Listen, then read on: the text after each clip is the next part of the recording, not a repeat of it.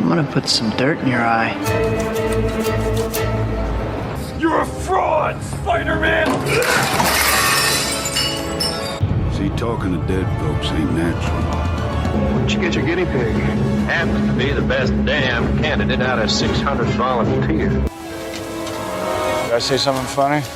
Ironic. We're big on irony around here.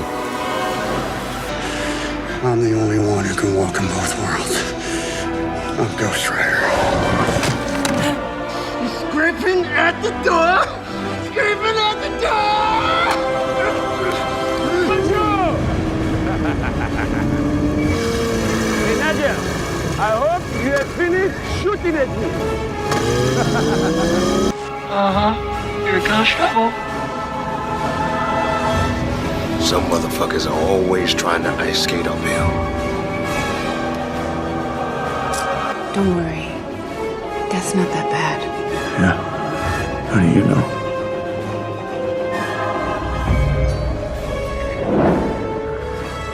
I died once. Casada! Time to give the devil his due! Hello, everybody, and welcome back to Heroic Efforts. We are here with a very, very special episode. Thank you for sticking with us through the whole Season 1. We are very happy to share all of this with you, and we're very happy to share this very special episode today because we are doing our wrap-up annual episode. Comics aren't the only thing that do annuals. Podcasts can do them too, and this is our way of following up Season 1, so thank you all for joining us. I am one of your hosts, Andy Foreman. And I am sitting here with Mr. Martin Fisher. Always make sure to wrap up your annuals, boys. And Mr. Nick Talamante. Hey, what's going on, y'all? The joke was funnier in my head because annual sounded like anal, but you know. You gotta laugh at me. No, thank you. And if you're surprised by that joke, you clearly haven't been listening to the show. So go back and check out the episode. Yeah, da-da-da-da-da. Yes, we are going to be doing a wrap-up episode before we get started on Season 2. We just kind of wanted to take a break, take a breather, have a more casual conversation, and maybe just sort of talk about the history of comic book adaptations for an hour, which we think should be very, very fun. So thank you all for supporting the first season of the first No More Talking production. We greatly appreciate it. And with that, we're going to dive into the history of comic book adaptations. We are going to start with some very heroic efforts in the 1940s when they were making serials out of these things. Hey! Everything is a 15-minute episode, yeah! yeah, exactly. They were Quibi before Quibi. Anyway, they're also not very good. So, basically, long story short, 1940s, lots of film serials were pretty much the only adaptations. You had Batman, you had Superman, you had Captain Marvel, the original Shazam Captain Marvel, who actually predates either of those. He is the first superhero to be a live-action character. It's wild. It's like 4.5 hours long. Wow. Exactly. I have it on DVD. Maybe it'll be on the show at some point if we really want to torture ourselves. And I have it on Blu-ray. My God. Hell yeah, of course we do. Speaking of which, side note, we just hung out the last weekend, and I got the entire 70s Shazam live action show on DVD for $8. So be prepared for a future episode about that. All about Shazam and his mentor. Yes. But we haven't even gotten to the 70s yet. We got to talk about the 40s. Pretty much the only thing worthwhile from the 40s is the Fleischer Superman cartoons. Yes. Is that fair to say? Absolutely. Yeah. Yes. Any of the serial... Between the Fleischer Superman and then you have, like, Batman with his, like, limp ears up here costume, and then him fighting a white man who's supposed to be a Japanese scientist. Yeah, no, you got to go with the Fleischer Superman, I think, a little bit.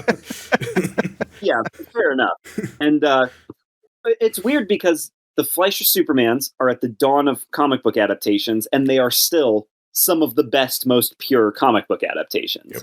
They rank higher than most other things we will be talking about, for sure. Yeah.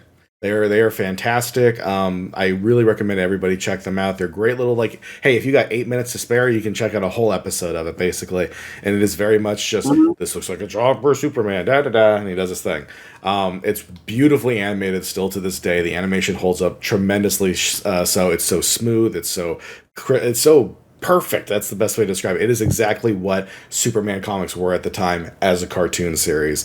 And it lasted for like 17 episodes. It's in the public domain, so you can find it literally. Every episode's on YouTube. They released a Blu-ray of it. It's on DVD everywhere. You can go to the 99-cent store and probably find a knockoff DVD of it. That's how I first watched it. So. Yep. I once had a... you remember when DVDs like from the 99-cent store came in those little thin cases? Yeah. Like those little, they look like AAA booklets or whatever that you would get. Yep. Yeah. So I got a double feature of like House on Haunted Hill and like I think the Giant Gila Monster or something like that. But they had 2 Superman episodes on there because they were basically just trying to do the double feature cartoon thing. Right. But yeah, these are just fantastic little wish fulfillment adaptations of what makes the core of what makes Superman so special. And pretty much everything else from the 1940s you can kind of throw away. And the whole point of heroic efforts is to find the value in these things. At some point, I'm sure we'll talk about the Superman serial. But besides that, there's really not that much to talk about in the 40s. They were getting the hang of things. Yeah. They started strong with the Fleischer Supermans, but then, as always, Superman led the charge. In the 1950s, there was probably the most famous George Reeves Superman show, The Adventures of Superman. Yep. And I feel like if we really want to torture Nick, we'll probably give him 3 or 4 episodes of this to watch for the show. Oh, boy. God. But, okay. So, Martin, you and I have seen this quite a few episodes over the course of our lives. Yes. What is your take on George Reeves' Superman? Not the performance, but the quality of the show. The quality of the show overall? I mean, well, it's okay. It is a weaker adaptation of the character than I think Fleischer's run. But I do overall think it's for what it is, for the time period it came out, where there's like really no other material that you could look at and be like, oh, maybe we can pull a little bit from that, pull a little bit from here. For being a trend center, I do think it's a pretty solid story, pretty solid adaptation for what they could do, for what they had at the time. They really should have just started it in color, because those first 2 seasons are in black and white, and you're just like, you need the Superman blue color pop to come out. You know, it needs to feel like a fucking event, and those first 2 seasons are a little rough. I will always never forget the fucking episode where it's like Jimmy at like some like lighthouse, and like they're like, oh, it's a mystery episode where there's a ghost or something in the basement, and it's just like a fucking parrot going, help me. it goes, help me, oh. So weird. You know, like, you're cooked when like the Hardy Boys have more edge than you. Yes. Yes. Oh my god. Yeah, it's very light. It's very surface level, but it's impactful. It's an important series to talk about and to learn about. I do recommend people check out a few episodes of it in the context of knowing what it is, when it came from, and what it meant overall for where the genre was headed. It's a show that needed to happen for us to get to where we were afterwards. It is the most innocent superhero adaptation I think I have ever seen, because it is made to sell breakfast cereals and memberships to the Superman fan club at the time. But the best thing I think I could say, and this is probably the one that we'll talk about on this show, is the movie Superman and the Mole Men, which is a really entertaining 50s sci-fi movie. Yes. They really, really did what they could with that, because they had a dusty backlot in Culver City and a bunch of little people in Mole Men makeup. And that was about it. Like, the Andy Griffith Show was done shooting for the season, so they rolled in there for 2 weeks. Pretty much. And that's basically what they did. That's an entertaining thing, but I think I should point out that, one, it really established the character as like wish fulfillment for children, which is something that I think still is the core of the character. Also, it set the trend of, no matter how goofy or dumb this shit is, if you cast someone who takes it 100% seriously, he can carry the material, and George Reeves is turning in an all-star performance in in that show. He is excellent, and he might even be my second favorite Superman of all time. I totally get it. Yeah. He's very much like he's like a cool uncle Superman. Yes, very much so. Very much so. And just like your cool uncle, he had a shotgun, so. Oh, shit. What the hell? I'm gonna have to watch it for that. Superman is strapped up. No. He doesn't. Nick doesn't know. Oh no. Oh no. Yeah. Oh yeah. Okay. Now we got to insert the Mr. Incredible meme where it's like those who know, and then it's like him like all like Vietnam style, and it's like those who. Yeah. Oh god. Okay. Just God, did he fucking blow his head off? Yes. Oh my god, no. Jesus! That's like an infamous Hollywood mystery, Nick, is whether he committed suicide or was murdered.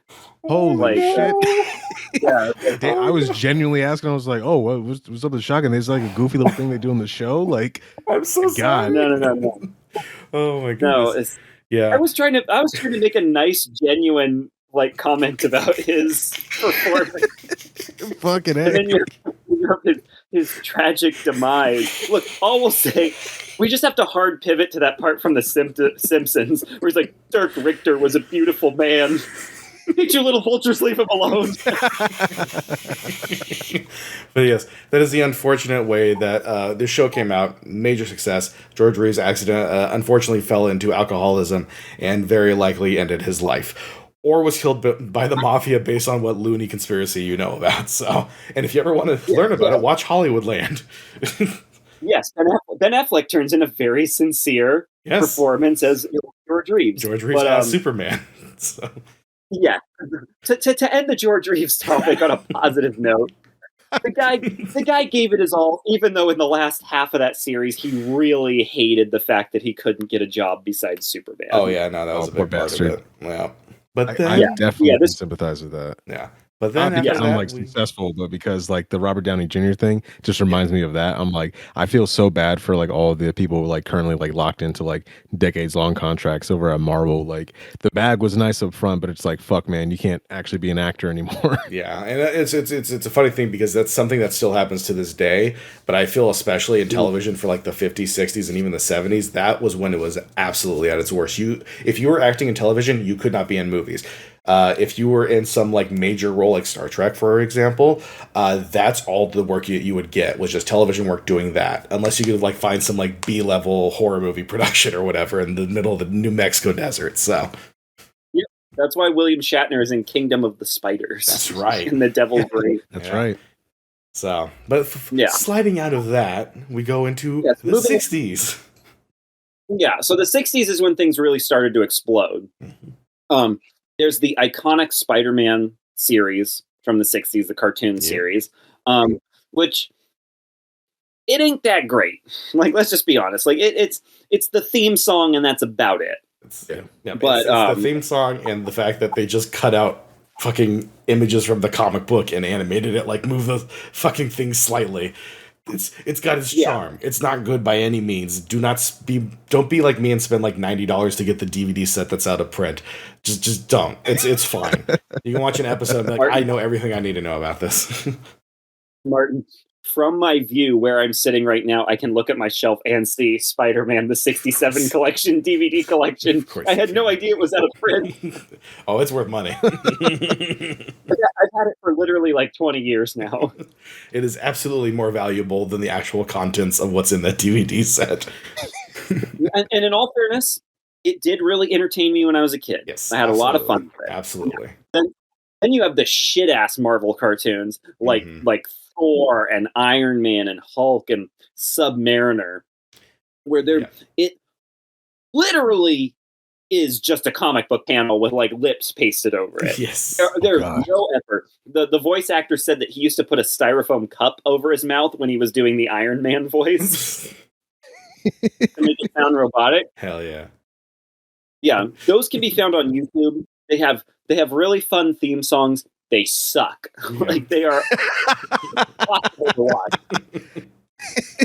They fucking suck. Yeah, they are impossible to watch. Also, you could just read the original issues and get the story. Yeah, like it's exactly. Yes, exactly, because it's actually Jack Kirby art. Right. But then on the DC side of things, what was the big thing that hit the 60s? What was it, Andy? I was gonna say on the DC side, you had the superpowers cartoons, like not that.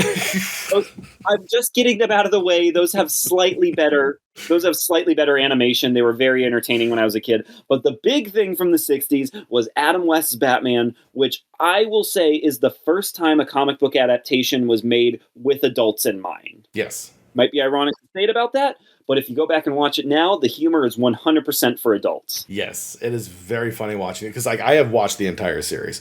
It goes on way too long for its own good. It should not have been like 120 something episodes, but for a fucking what is clearly supposed to be an adult comedy that people tend to let their children watch because it's like, oh, it's the 60s, it's Batman. Batman's a comic for kids. Let's let them watch it. And you're like, this is fucking risque for the time period. I'm like, God damn, this is like really horny and really funny. But it strikes that perfect balance because as a kid, I just took it completely seriously. Right. I know it's a cliche to say, but I took it 100% seriously. The biff, pow, bam sound effects, the ultra serious way that Adam West and Burt Ward play it, like it felt like it felt like the stakes were very dire. Like every time they had the cliffhanger ending, you're like, oh my god, like is that giant buzzsaw in half?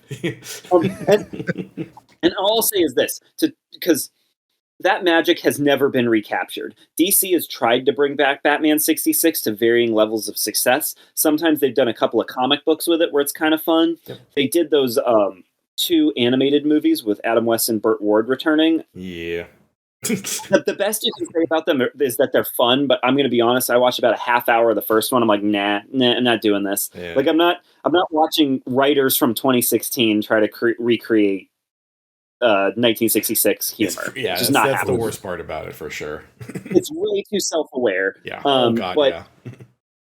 Yeah, but no, Batman 66, it has a perfect balance, and if you want to see what a perfect balance it had, you can look up any episode of the Green Hornet show with Bruce Lee, which was created by the same person, William Dozier, created by the same guy. And while the Green Hornet show has its merits, Bruce Lee is great in it. Van Williams is great. It's slightly more serious, like it doesn't have a campy tone, but it's really hard to sit through after like 2 or 3 episodes. Yes. Like you can only watch like maybe 20 minutes while you're eating cereal, which is what I did when I watched the show. I just watched one episode every morning before work while I was like eating a bagel. I could not stand it. But you compare that to Batman and you see just what lightning in a bottle Batman 66 was and why it saved the Batman franchise. No, yeah, absolutely. It is because of that the Batman comics exploded even more so. And honestly, it's what carried DC out of the kind of troublesome waters of the 60s for the comics, because this is a whole history lesson essentially. But this is the point in time where Marvel Comics was kicking ass, where they were just dropping in Spider-Man, Fantastic Four, Thor, Hulk, Iron Man. All these characters were coming out, and DC was literally still stuck in like the 50s thing of like, oh, it's Batman fighting aliens, and what colored suit is he gonna pick for this one? And they really needed something to kickstart and make people interested in what Batman is in DC Comics in general, and this show did that. And it's because of this show that I think Batman has maintained his popularity through those early decades leading into like, you know, the Burton versions, and we'll get to those. But it's because this show is a landmark for a reason, and this show is... People don't realize like how big television was back in the day, because, you know, it's just like, oh, Walking Dead used to be the biggest show. Fucking Game of Thrones is the biggest show. What those shows do in numbers is not even a fraction of what Batman was pulling in at the time. It was doing like something like 50 million people were watching that fucking show. That's insane. Damn. I am a huge fan of TV from the 50s to the 70s. Basically up until like TV became cinematic, and then I just consider it a completely different thing. I'm a fan of that too, like, but it's a completely different type of television. And this is a whole other conversation we can have on a more focused episode. But what I love about TV from those decades is that it was the nation's entertainment. Like my parents talk about when, for example, the Charlie Brown Christmas special would air. No one would be on the streets. Like there would be no traffic because everyone was home watching it. Everyone would be at home trying to figure out what happened in the end of Dallas or whatever. It was meant to capture everyone. And there's something cool to me about the fact that, You get home from school or you get home from a long day at work, you sit down, click on that tube TV, and everyone in the nation is tuning into Batman, The Brady Bunch, Adam 12, Welcome Back, Kotter, The Twilight Zone, so on and so forth. It was meant to capture people's attention. And I will just go back and say, Adventures of Superman with George Reeves, super goofy. Batman 66, super campy, even though it has adult humor. Spider-Man, the 60s cartoon, super goofy. These are the three most popular superheroes, and these are the three things that launched them into pop culture stardom. Well, yeah, they were the biggest. Yeah, those are the three superheroes I think everybody thinks about is Batman, Superman, Spider-Man. Those are the three that will stand the test of time forever, I feel. And a big part of that, is the fact that they were some of the first like popular heroes to go from comic books into the television medium and do it well enough for the time period. And they've grown ever since. So, and I think it's worth noting that their three adaptations that was their first that really kicked off and started like a cultural relevance are super goofy, super campy, extremely childish. I think that's important because that gave each of these three characters a very pure, innocent archetype for then later writers to bounce off of and reinvent. Because you can't get Whatever Happened to the Man of Tomorrow by Alan Moore. You can't get that without 20 years of Kurt Swan to draw off of. You have to have the innocent version for the dark adult version to make any relevance whatsoever. And then after that, as you have the Batman television series start to wane in popularity, there is a time period where there's not really anything on television, not really anything in theaters for the genre, until you get that big fucking reinvention of the archetype hero that we've already seen on television, and that's when you get Superman the movie with Christopher Reeve. Exactly. Thank you for bringing us into the 70s, because there's two things we got to talk about in the 70s, two major things, and they both happened around the same time. Christopher Reeve's Superman and the Bill Bixby, Lou Ferrigno Incredible Hulk. This is the first time, both in film and on television, that superheroes were treated with any sort of respect as far as we are going to tell a real story that you can get invested in with complex characters and real stakes. This is the first time they were ever actually made for adults. Is that fair to say? No, yeah, absolutely. I just feel like, before that, you have the Batman, which is campy. You have Superman with George Reeves, which was, not campy, but light. It was meant for children to eat cereal from and be promoted to. So you had that. You had the Spider-Man cartoon, which is campy. This is where it went into a more serious world and felt like actual major productions that would stand the test of time to some degree. I mean, Superman the movie is absolutely the movie, and I hate saying this, but for the time period, that was the movie of the decade that like kind of encapsulated like everything the country needed at the time, what I think, people were looking for entertainment. It's like, it was great where we were in the world at that moment, post getting our ass kicked in Vietnam, was to see something where it's like, you're going from the 70s, which is the decade of like fantastic films for sure, and a lot of them are basically just going like, man, we fucking suck, don't we? And they're great. They're great fucking movies. But that was the theme for most of the decade, where films going, man, we fucking suck sometimes, don't we? This is the decade where the biggest films are The French Connection, The Exorcist, A Clockwork Orange, Godfather, Taxi Driver. Taxi Driver. Like all these gritty 70s movies. And then at the end of the decade, you get Close Encounters of the Third Kind. You get Star Wars, and you get Superman the movie, which are the three movies that reinvented science fiction, made that popular again, but they're also three very hopeful, big budget, blockbuster adventure movies that sort of turn the tide of what America and therefore the world is going to be looking for through film. And that's absolutely, a comic book adaptation had a huge hand in that. Like people always say like, Blade started the comic book genre, Batman 89. No, it was Superman 78. Yes. There is none of these other ones without Superman 78. Yeah. No, you needed foundation 78. You needed Superman 78 to lay the foundation for what these characters can become, what their popularity can transcend to, and it's just a great archetypal film for like what you could make a superhero movie into being, and it's impactful. Like, it's one of those movies. Like I know, Andy, I believe it's your favorite film of the genre. It is my favorite superhero film of all time, right? And it is in my top 3 films ever. And I totally adore Superman. I totally get it. It is if I had seen this film younger, like I feel like it would have had just as much strength for me as it does for you. Unfortunately, I was already a grungy 13-year-old, I think, by the time I saw it. So I missed out on some of the childhood wonder with that one. But it's still a fantastic movie. It is a landmark for sure. And I mean, one day we'll go more in depth on it when we talk about like Superman 3 and 4. But until we get to that point, it is a landmark film. It is a turning point both for the genre and for cinema in general. For at least for blockbuster cinema, I should say. It is a true Hollywood epic. Yes. Just with this this movie, with this very popular yet sort of whimsical, sort of two-dimensional, paper-thin character. And I love the Fleischer stuff. George Reeves, we just said, is great. Like, there's a lot of fun Kurt Swan storylines. But this is Superman the movie is the first time that Superman, I think, was a three-dimensional character. No, I will stand by that. I will stand by that. Absolutely. But then on television, you have the Incredible Hulk show, which took the idea of the Incredible Hulk very seriously, and therefore, because Marvel could not catch a break up until Blade, they really could not. And their adaptations, no. Yes, they may be kicking ass in the comics, but guess what? Before the mid '80s, no one was paying attention to comics besides kids and like some college hipsters. Yep. And that's not to crap on them. There's lots of great material from that time. They just weren't breaking through into modern mainstream culture. Yep. So the Incredible Hulk was the first time that the Marvel Comics was acknowledged by the mainstream at all. It took the idea of the Hulk very seriously. Bill Bixby and Lou Ferrigno both put in a great performance.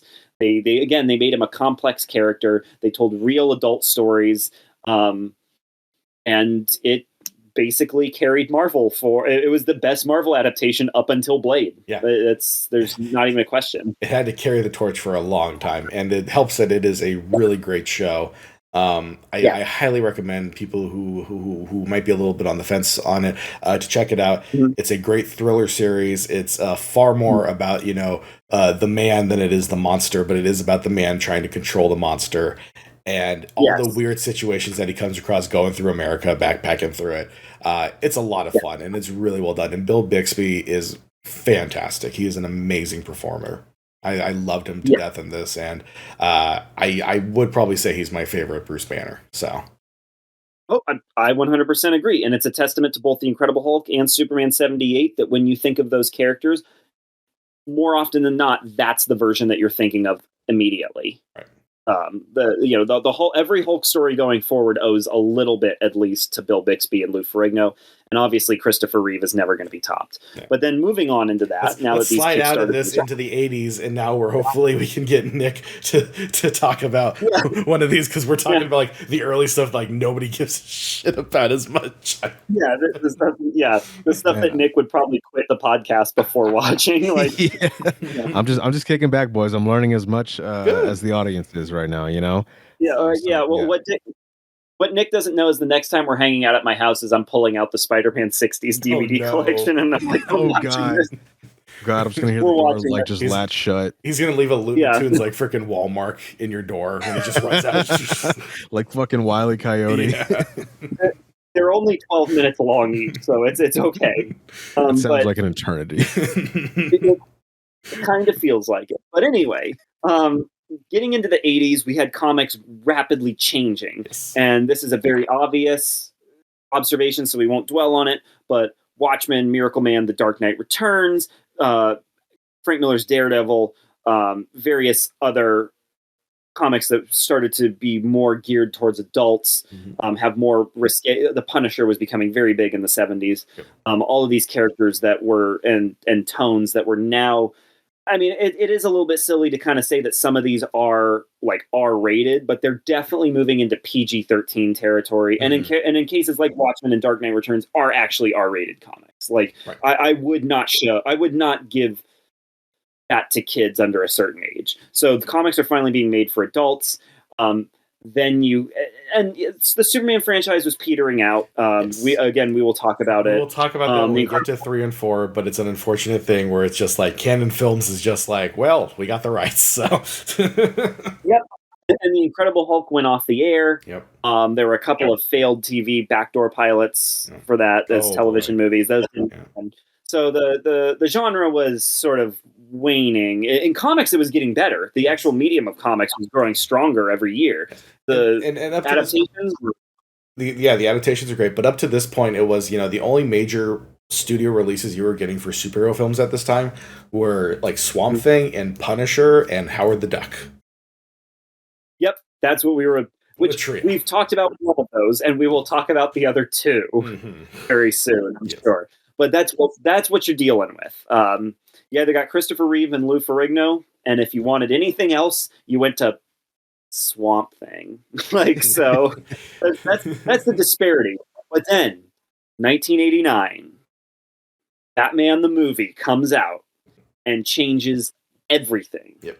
Is that fair to say? Absolutely. No, Batman, Tim Burton's Batman is to the genre what Superman the movie was going into the 80s. It's because of Batman that we went the track that we ended up going. It's because of that film that that I think more people were open to what superheroes can be in film.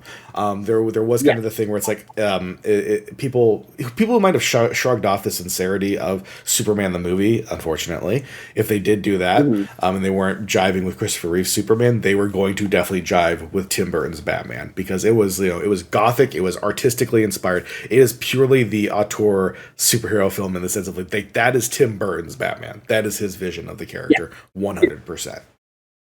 Yeah, and people try to criticize Michael Keaton's version of Batman, where they're like, "Oh, it's not comic accurate." Blah blah blah. People always try to make that argument. I could care less. My defense of it is very, very, very clearly an adaptation of the early Detective Comics, like pre-Robin, Purple Gloves era of Batman, like back when he still carried a gun. Yes, people the Bill Finger era. Yes, that's what that is an adaptation.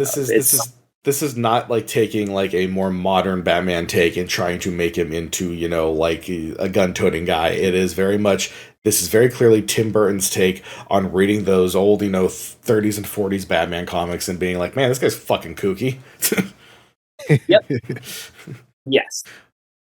But that changes everything, because also it changes things in two ways. One, when Superman the movie comes out, wildly popular, one of the biggest movies of the 70s, but it didn't kickstart any superhero adaptations, really. No, what it was viewed as. You can take it, Andy, but it's very ironic what this started. Well, I was going to say, you can. I'm not sure what you're going to go with. I was just going to say it was viewed more as an incredibly popular science fiction film. Sure. And it helped bolster science fiction going forward. It did not kickstart comic book adaptations. Right. No. Yeah. I was just going to say I was just going to say it's ironic, because I was thinking of Tim Burton's Batman in the sense of, while it definitely kickstarted what superheroes were going into kind of the 90s, we still didn't get as many adaptations. But on the other hand, it gave studios the idea that people wanted more pulp heroes, not superheroes. It's very strange. Because this is a time where you got Dick Tracy, the Shadow is weird, and the Phantom. So.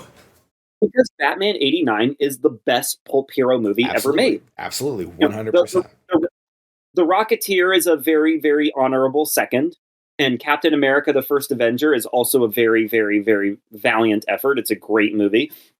But Batman 89 is the quintessential 30s pulp hero movie. Yep. So it makes sense that they would try and do pulp heroes going into the 90s. Right. But we did have a few actual comic adaptations that followed. What came very after much in the Batman 89, man? What came after it? Well, we had The Crow. Oh, well, I was going to say Captain America. Oh, okay, yeah. Because you love that movie. I have to prop that one up, okay? Yes. And just go listen to our episode on that if you guys are curious about Learn about Bernie and, fucking other guys' wives. You got to watch it. That was the first one of these things on this show that I think, Nick, you had never seen, that we forced you to watch. Yes. Pleasantly surprised, but people can go back to that episode. Mm-hmm. But yeah, going into the 90s, you had very dark gothic adaptations. Yes. You had The Crow. Again, like you said, there was also the pulp hero of Dick Tracy and the Shadow, the Phantom, yada, yada, yada. Then people tried to start aping The Crow, and that's how you got like Spawn. Just, yeah, pretty rough. It was a very interesting transitional period because you had films like that, and then while that was all going on, the Batman franchise was. Funny enough, it's like it doesn't matter your opinion on the quality of the films or whatnot, but it is undeniable that financially speaking, that Batman series literally peaks with the first one and then goes on a steady decline. Financially speaking, at least, because it did come to a point where it's like by the time Spawn had hit, Batman and Robin had come out, and the franchise was dead. Yep, but it is worth noting that the first three were wildly successful. They were particularly Forever. Yes, no, they were wildly successful, but it was a noticeable trend of the first one is the highest grossing film of that franchise. The second one, of course, did quite a bit less for various reasons that we will get into one day when we talk about that movie. I fucking love Batman Returns. And then it went up a little bit more with Batman Forever because people were like, okay, cool, it's a fun blockbuster movie again. And then we went back right down and tanked with Batman and Robin, unfortunately. So, and that's a movie that technically I don't think failed, like flopped, but it just didn't make what they wanted it to make. So it's another one of those Amazing Spider-Man 2 situations. Yeah. Sorry, Martin, but it's another one of those Amazing Spider-Man 2 situations. But it made money, but anybody with 2 eyes and ears could look at the audience reception and be like, ugh, we make another one of these, it is not even going to come close to this. Like the audience has rejected it, is basically the point. If you want an example of that happening in franchise films, just look at the Fantastic Beasts movies, where they were just like, it's waiting, but let's just make the other one and see what happens, and then it's dead. Oh God, yeah.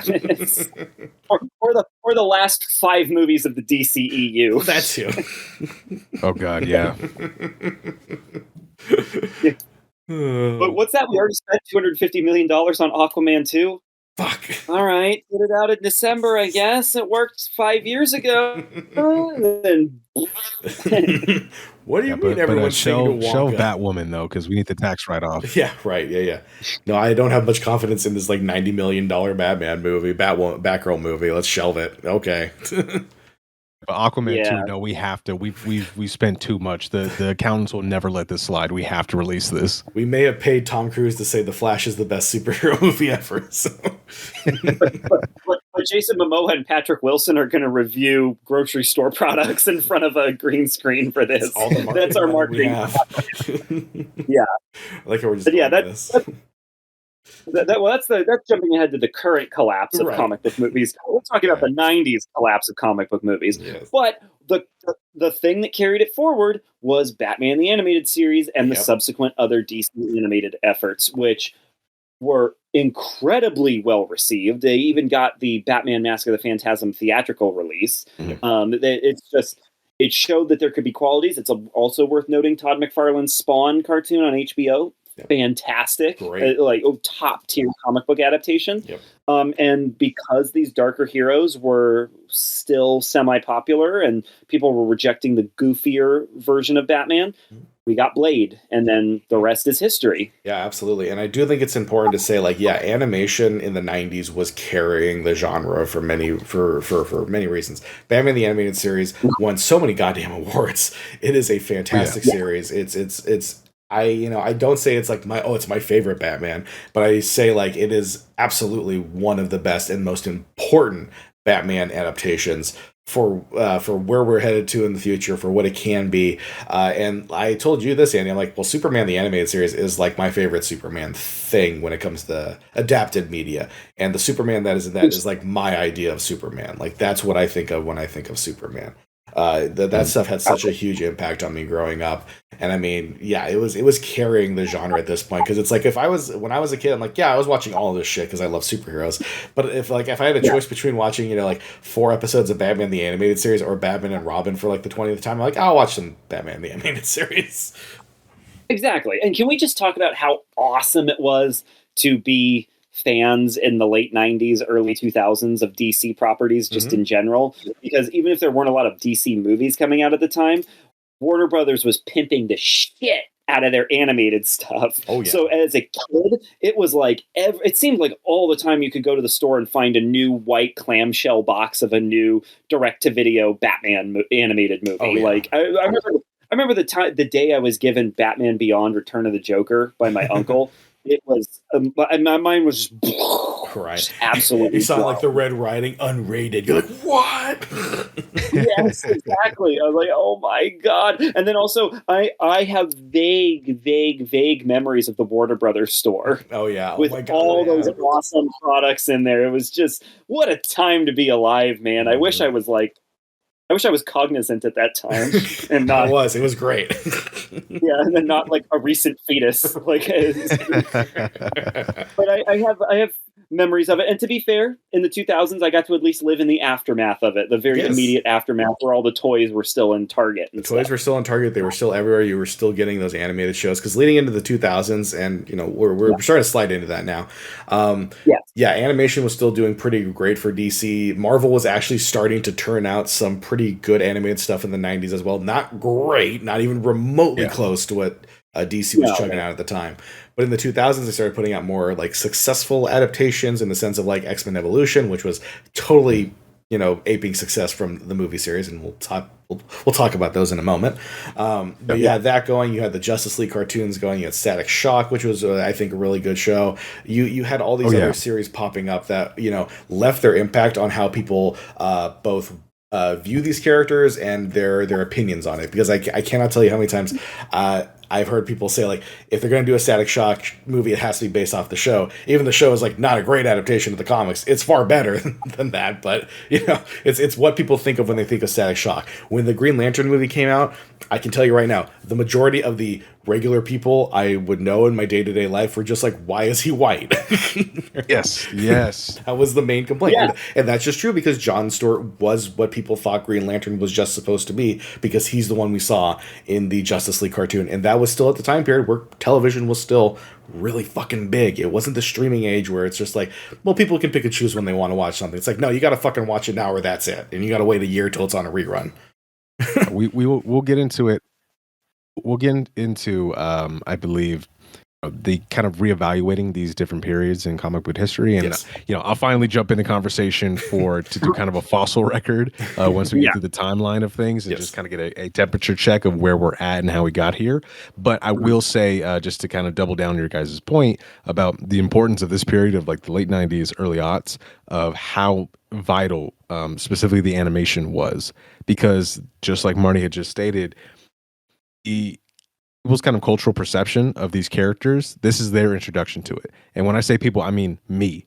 Like, it's to kind of contrast myself between Andy and Marty, I didn't read comics growing up. Like, I always was aware of these characters, obviously, because they're pop culture, but I did not read comics growing up. My introduction to these characters was almost entirely through either the movies or the animated series, which I adore. And that's how I became a fan of them, because if we're talking in specifically like the Batman cartoon, like Batman the Animated Series, I'm like, this is incredible. Like, this is peak Western animation.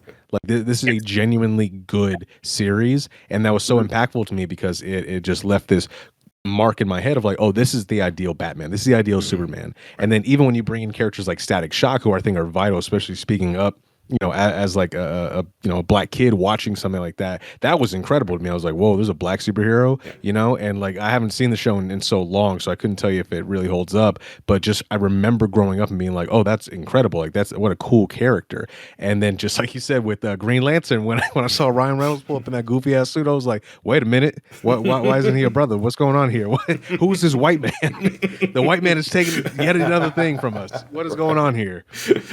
So I think it's vital. We'll circle back to this point later in the episode, but I do think it's vital, this period of animation, and it's saving the superhero genre, at least when it comes to like the adaptations, because the movies were, until we get into like the Raimi and everything like that blowing up, this is really what's holding it down, because outside of a few tentpole movies, like, there just wasn't a whole lot going on animation film wise, I would say. Well, yeah, it's like up to this point you had Blade, which was a good success, but it was an R-rated action film, so most children, if they saw it, was on VHS at home. But it is a movie. X-Men had come out and really started to, and just like Blade, was starting to open that gate just a little bit more again. But also was like, hey, it's a great X-Men movie. It's also like 90 minutes, and it's not. It's like, well, I really like it, But if I'm a kid and I want more superhero stuff, where do I go? Well, you go to the animation then, where you're getting, hours upon hours upon hours of this stuff weekly. You were getting, what was it? The X-Men cartoon was going on at this time. You had Teen Titans was going, Justice League was going. So you were like weekly, you were getting like 2 hours of, your fucking dose of superhero content that you wanted. And I think that's what carried the genre for a long time, going into the 90s, into the 2000s period.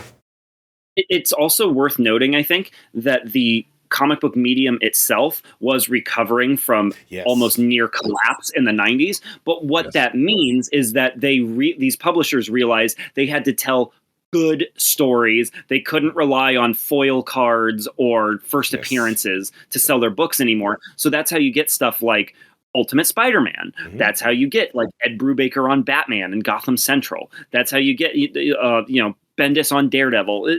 The list goes on and on. They get Bruce Jones Quinn. is amazing. Yeah, exactly. Yeah, exactly. That's Jaime Reyes is premieres around this time. But what basically what I'm saying is both Marvel and DC have to be on top of their game, because less than a decade ago, at least Marvel was selling filing cabinets to try and avoid bankruptcy. Like they weren't turning on lights in part of the offices of Marvel Comics, because that's how close they were to just shuttering their doors completely. Yep. So they realized No, it was a turning point. The 90s were a dreadful time for comics, both in what sales were doing and in a lot of cases the quality. Unfortunately, there were some great runs of this time period. Don't get me wrong, and there were some really great landmark moments. But because the film stuff was starting to peter off a little bit, I mean, this is the time period where like Superman Lives just never happened. So you missed out on that revival, what that could have been. And we'll talk about that one day. That's like a whole movie that has a whole other discussion for it. Ironically, a movie that never happened, we can probably cover on Heroic Efforts. But this is a period where the comics were just fucking sliding. And they like Andy said, Marvel was near bankruptcy to a horrific degree. And this is the period too where it's like they were selling off those adaptation rights like crazy just to stay afloat. That's how Fox got X-Men and the Fantastic Four, and that's how Sony and Mr. Avi Arad swung in and made Spider-Man. Yes, and pretty much defined the next 20 years of cinema. Of filmmaking. Let me just tell you, at this period right now, not to totally date this episode when we're recording it, but I have gone to the re-releases of Spider-Man 1 and 2, and let me tell you, those showtimes are fucking packed. It is just as impactful and powerful to people as they're watching it now as it was 20 years ago. These movies absolutely are vital to what Cape Shit would become in the 21st century. Their importance cannot be overstated. They are the blueprint for what we do now. Yep. Yeah, and for what most filmmakers have to contend with. Yes. It helped change things because that pushed IPs into an unprecedented significance. Yep. Because think about it, at the same time that Spider-Man was coming out, Pirates of the Caribbean was like the biggest thing. Right. Lord of the Rings was the biggest thing. So it wasn't just superheroes, but IPs were exploding in popularity. This is the time period where IP was taking off, and this is the give and take of this, unfortunately, where it's like IP is taking off tremendously, and big original ideas are fucking crashing and burning. This is the Battlefield Earth Pluto Nash period for original blockbusters. So, oh god, yeah, yes, and there are less and less original movies that explode and take over the cultural zeitgeist. There really isn't any more diehards. There isn't any more Dirty Harrys. There isn't any more, and that's worth noting. Just to go back a little bit to Batman '89, that multiple people have talked about how that changed the action hero and the idea of masculinity in film from Arnold Schwarzenegger or Clint Eastwood to someone that could be a little bit more in touch with his femininity, I guess you could say, or a little bit darker or a little bit less macho, shall we say. Because Michael Keaton as a Foreman is wearing turtlenecks in that movie. Right. So he's definitely not Clint Eastwood. Michael Keaton's the costume department did a great job of that. But yeah, he's got like his little turtleneck on. He's got those like nice little glasses on. He's looking great. Yes, but you did before that. You didn't see Arnold or Clint wearing turtlenecks and little glasses. Like a side note, the closest you probably ever got to that was Play Misty for me, where Clint plays a 70s. Clint plays a pretty vulnerable character, but that's neither here nor there.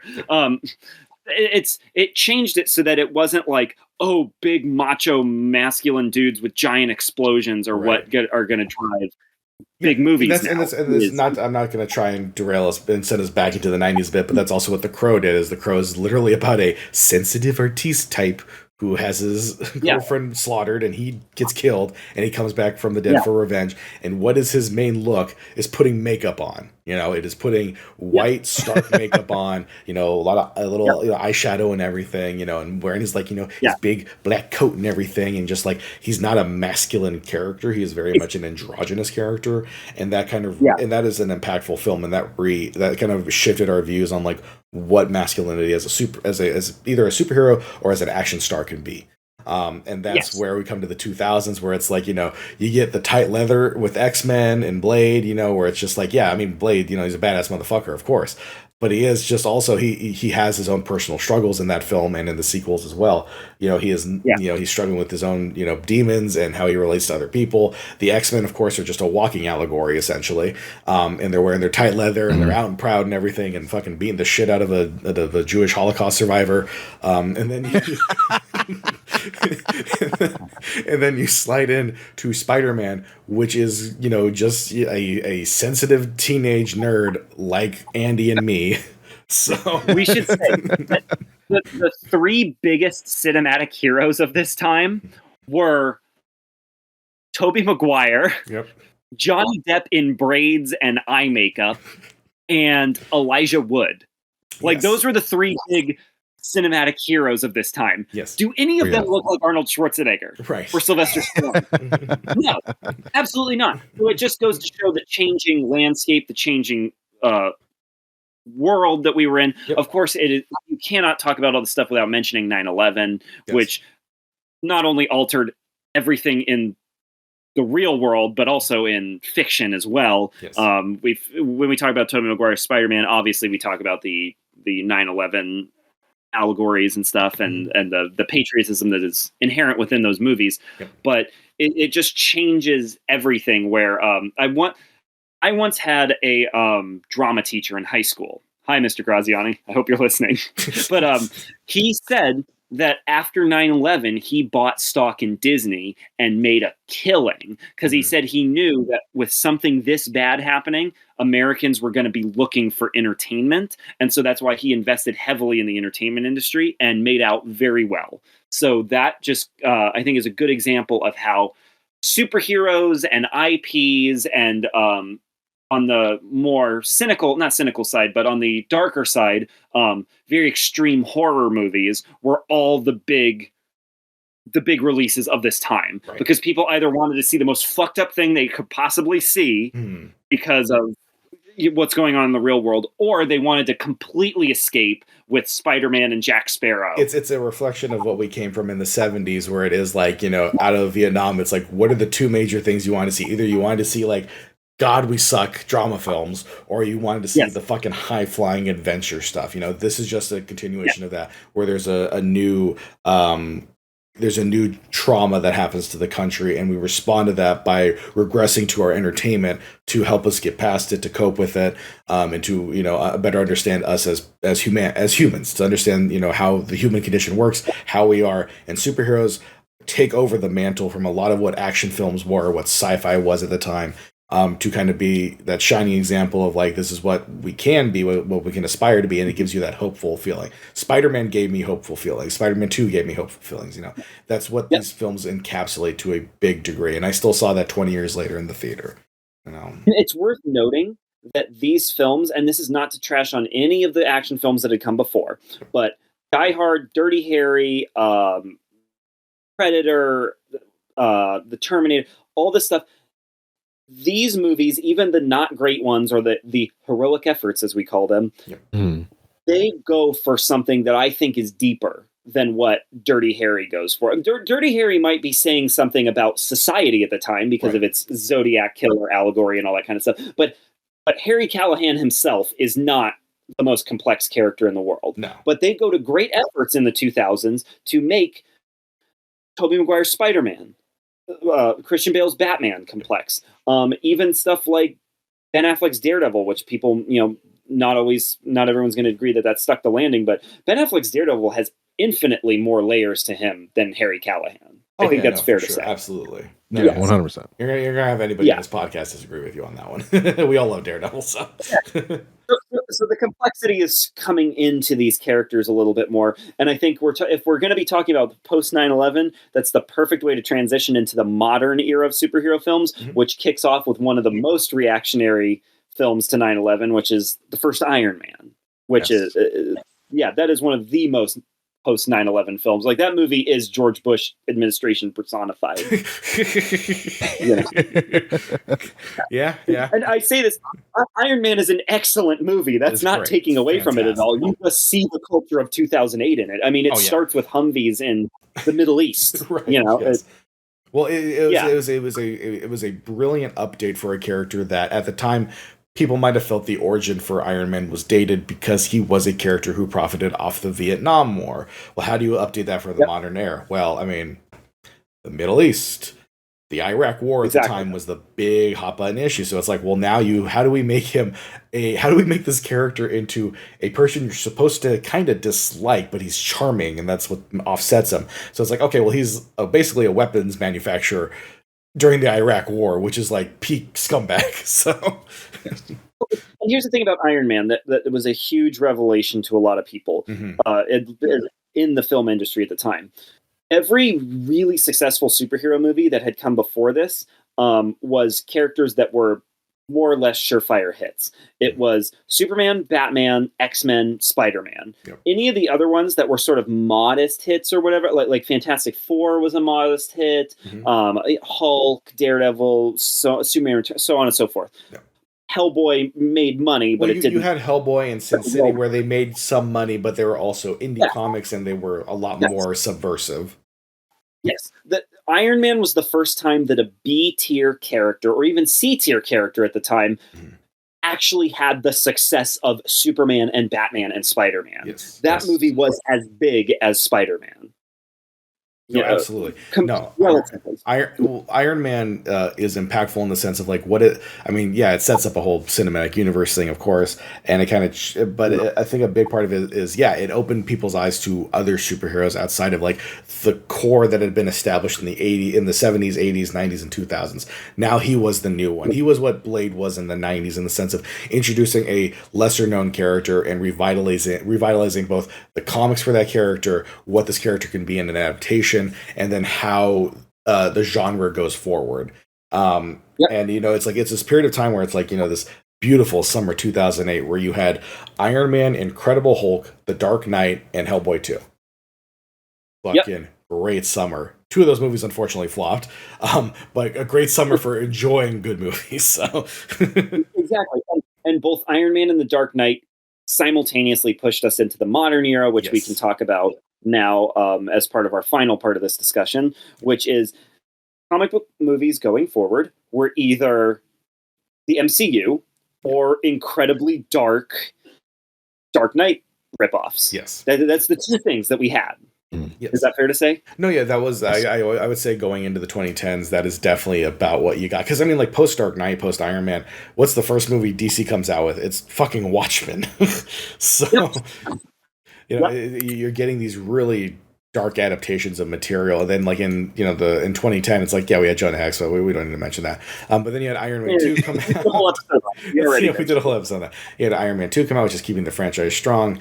And then, DC's trying to, like, I think DC at this is a good time to say, like, DC was kind of reverting to what they were like pre-Batman 1989, where it's a sense of like they're constantly trying to find their feet again, because the end of the Dark Knight trilogy was on the horizon. They released Green Lantern, which was essentially a callback to like 90s like feel-goodisms, but it wasn't a particularly great film. We'll talk about it one day. I think it's fine, but we'll get to it. I think they were surprised by the level that Green Lantern failed, because there was a huge push. There were toys everywhere. There was an animated series. There was tons of tie-in. Green Lantern was being marketed on the same level as Batman. Yes. It really was. And the fact that it... This was supposed to be the actual start for... I'm convinced 100%. This was supposed to be the actual start of what the DCEU was going to be, and then lead into Man of Steel, and then lead into Flash, or whatever it was going to be at the time. But this...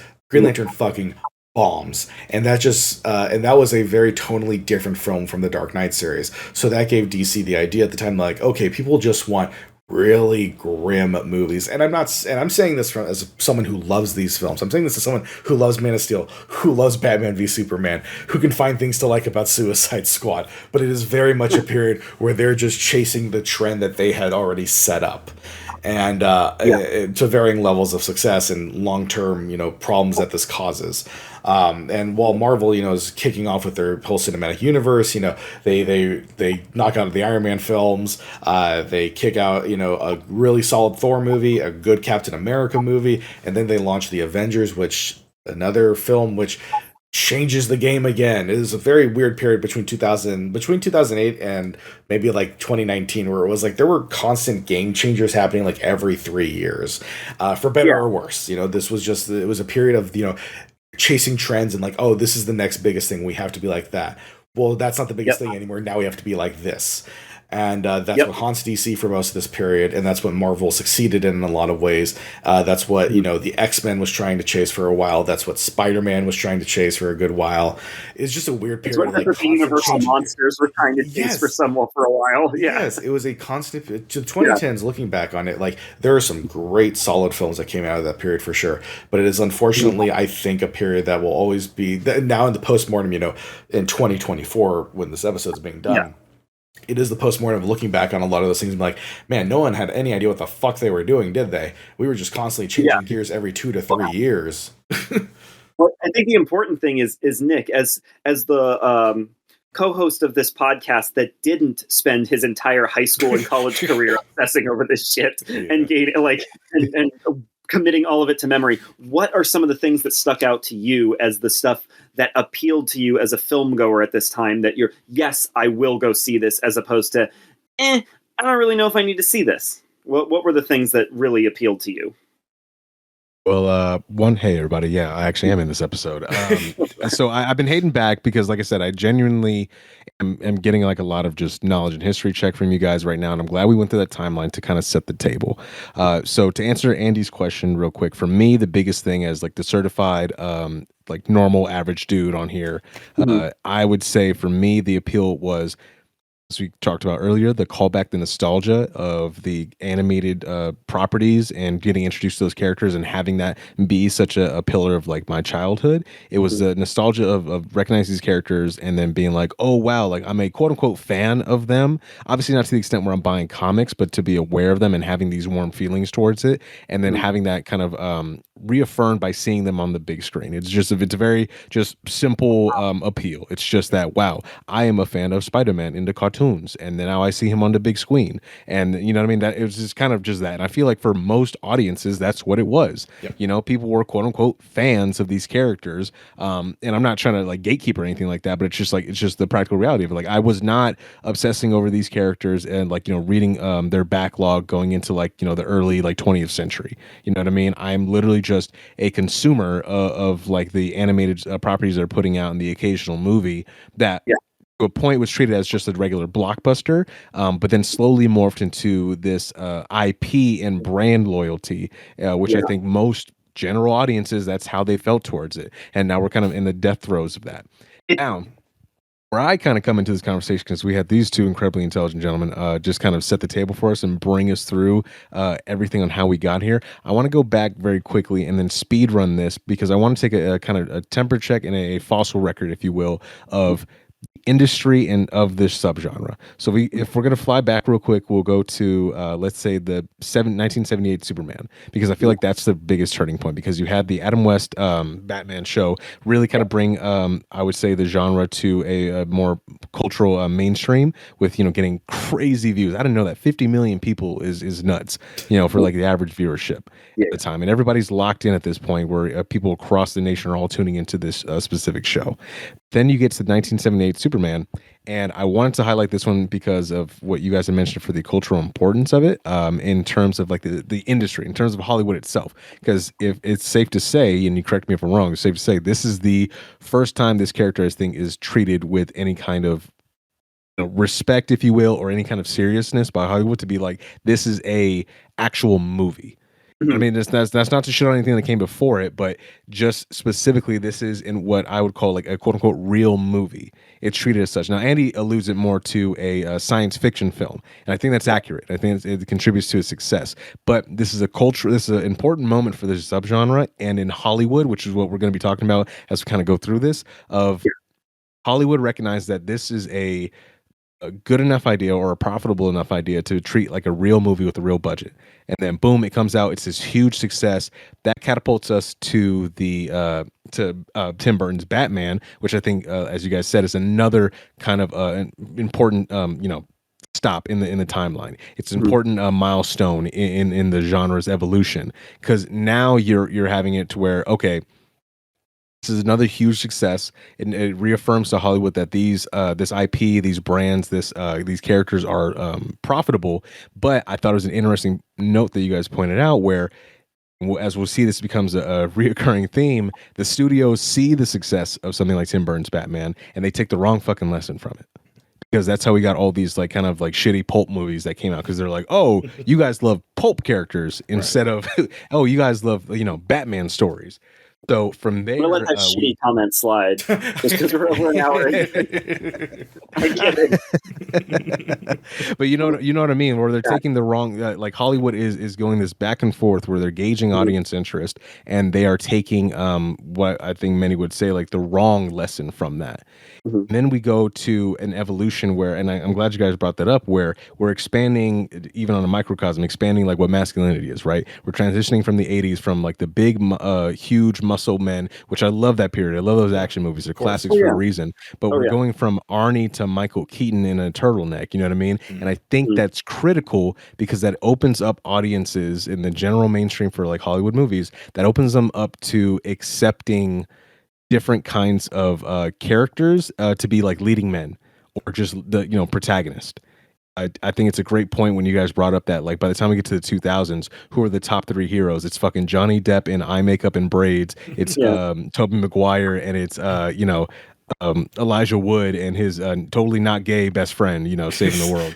So I think it's critical, because it opens up the genre in specifically when talking about these movies, it opens up the genre of what a Hollywood blockbuster and a big budget film could be. It doesn't have to be this narrow box of like, you need a strong leading man with a bunch of like, explosions in the background just to get people, butts in seats. You can take a bigger gamble, which is interesting, because as we get into the 2000s, to kind of speed things up a little bit, you get into the 2000s, and now we're seeing the rise of brands, because this is where this genre starts to come into its own, and the lesson that Hollywood starts developing as we're going through the decades, the thing it starts to pull is, okay, these characters and specifically this IP is strong.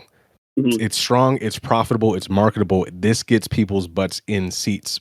And now you have the two biggest players in the early aughts of Sam Raimi and Kevin Feige. And if it wasn't for Sam Raimi solidifying the genre to, I think, to become what we know as the modern superhero film, like Andy said, this sets the stage. Sam Raimi's Spider-Man trilogy sets the stage for 20 years of film. Yeah. And Kevin Feige comes in and realizes, okay, we can take these not just individual characters in great either individual movies or trilogies. We can take this entire brand and run with it, and we can make something special. And that's when he lays out his 10-year plan for the Avengers. And this is the kind of real meat that I want to get into for this discussion of when we're talking about quote unquote like the modern superhero genre and like where we're at now. I think it's super vital to kind of recognize and analyze how these films become a not just specifically movies, but they become an entire brand in and of itself. The MCU. People don't think of like just Marvel. They think of the MCU, the Marvel Cinematic Universe, and all of the transmedia that comes from that. Yeah. You know what I'm saying? So to go ahead. Oh, keep going. Oh, sorry. Oh, go ahead. I was just going to say it has to do with our culture evolving as well, but I will get into that after we finish your point.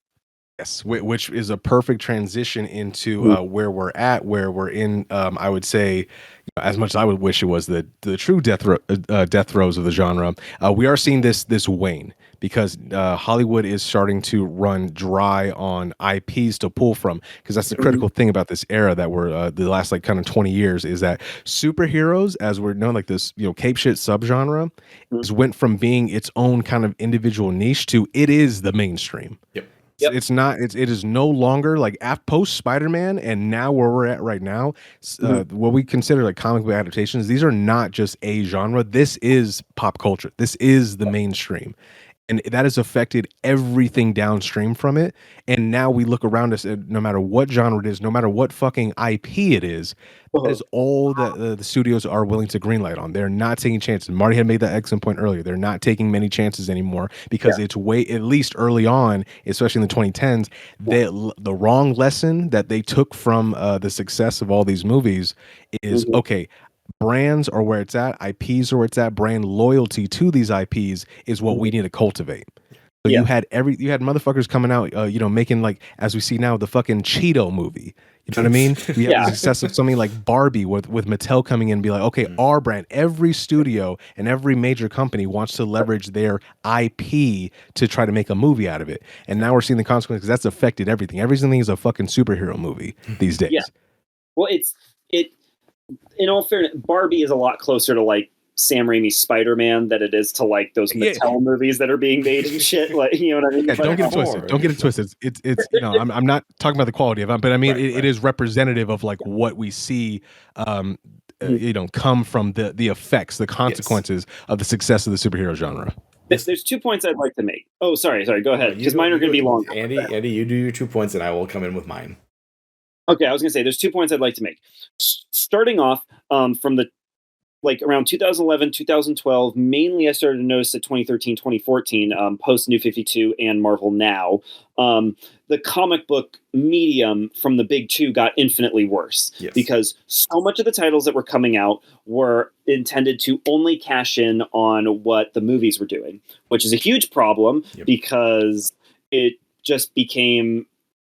I mean, how many people remember tie-in comics? Right. Very little. Nobody cares about the Superboy comic from the 90s that tied into the Gerard Christopher show. Nobody cares about X, Y, and Z. But essentially what the main DC universe became and the main Marvel universe became is supplementary material to the movies, which is a huge problem because comics have no budget. As far as an artist can draw anything, you can explore anything. They're the cheapest medium to produce these stories in, so where you should be experimenting the most. And instead, they took the safest route possible, which is, we're just going to do Civil War 2 at the same time that Civil War is coming out because people want like that. Oh, we're just going to have this person be the character to get ready for this person playing the character in the movie. Everything became supplementary, especially with Marvel. Especially with Marvel. Marvel is the worst one about that for sure. DC had definitely had some along the way for sure, where it's one of those things where, why did Cyborg have like 2 of his own comic runs? Well, because they wanted to make a Cyborg movie.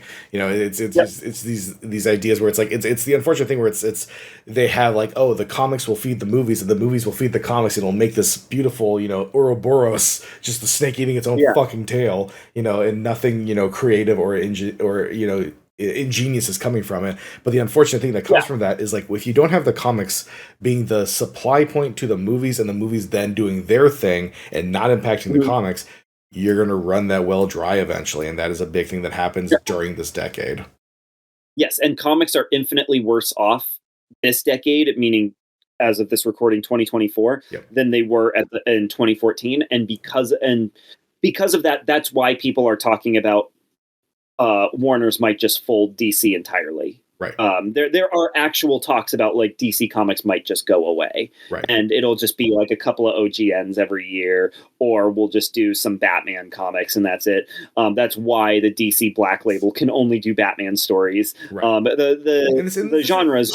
And this isn't a quality thing. This is more so that the 2010s affected it in such a negative way where the sales fucking tanked and they haven't really ever recovered.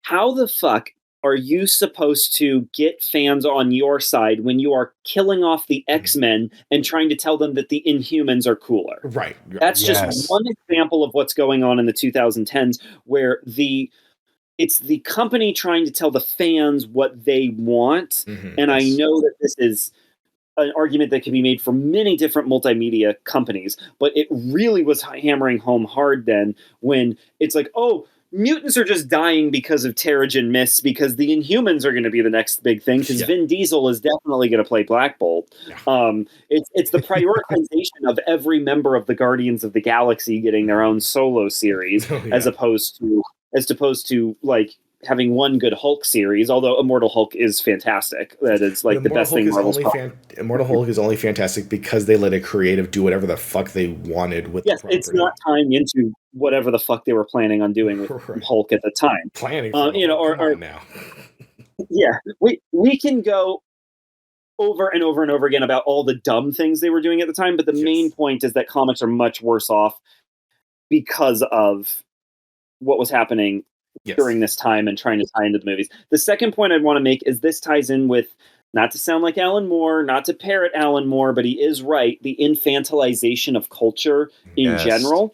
And all you need to see is, okay, so let's just, and I'm not going to talk any sort of specific politics whatsoever, but let's look at how social media has taken over politics in the last decade and how much dumber everyone has gotten as a result, right? That's fair to say that people are getting their information from TikTok and Twitter now, as opposed to making any sort of research whatsoever for themselves. Society as a whole is dumber because of just rapid fire information that nobody has to check, nobody has to fact check, nobody has to put anything else in there besides this talking head telling you to be mad about this.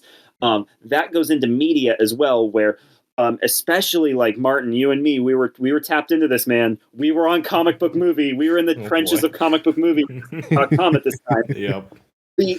Instead of Roger Ebert and Leonard Maltin, and I'm not trying to put these guys on a pedestal. Like, I mean, Roger Ebert gave the Thing a thumbs down, so he was wrong a lot too. But instead of well-informed people like Roger Ebert and Leonard Maltin leading the conversation, you had Jeremy Johns, Screen Junkies, Cinema Sins.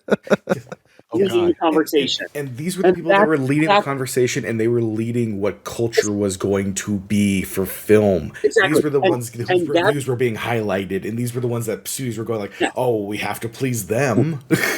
and that's how, just for example, freaking Toby Kebbell's Victor Domashev gets really quickly reworked into Victor Von Doom because a bunch of idiots on the internet in comicbookmovie.com chat rooms were screaming about the fact that he wasn't going to of Latveria in the upcoming movie. That's how they try to reverse engineer this shit. That's how Suicide Squad has all these post-production changes enforced upon it. That's how the DC...